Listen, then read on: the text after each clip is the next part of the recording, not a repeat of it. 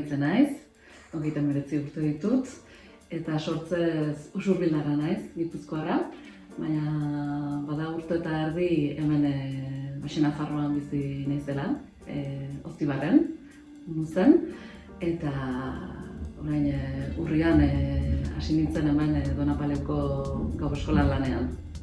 Aurrezkapen bat egiten ari naiz, haurdunaldian den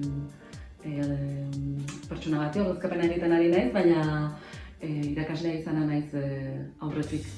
Hegoaldean gazteago nintzelarik hegoaldean irakasle gisa lanean aritua naiz.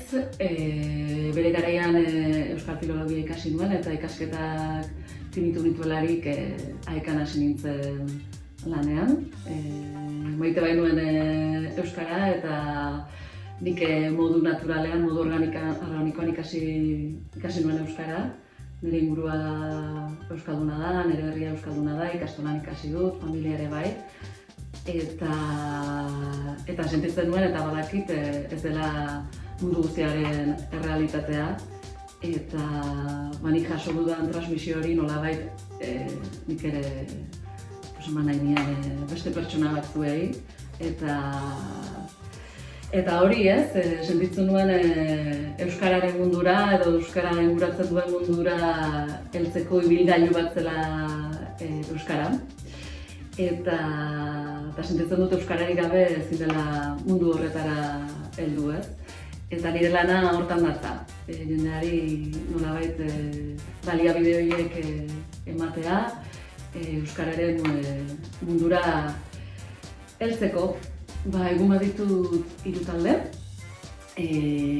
Bi taldeak dira hastapeneko urratsetan dauden taldeak. Eta 3. taldea maila gehiago duten, B1, B2 mailako taldea da. Kurtsoak ematen ditut goizez, arratsaldez eta gauez. Ez da da, nik uste dut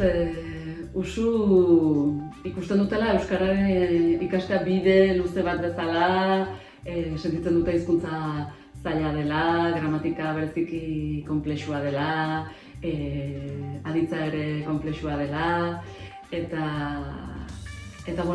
usu zailtasunak naiz hegoaldean eta iparraldean ikusten dute antzekoak direla, zentzu horretan.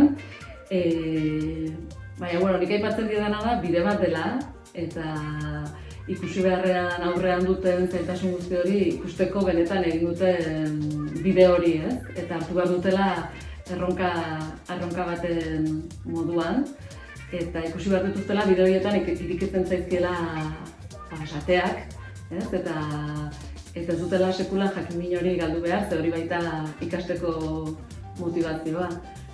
Kuriositate hori gabe zaila da hona astean bitan etortzea, lan guzti hori egitea,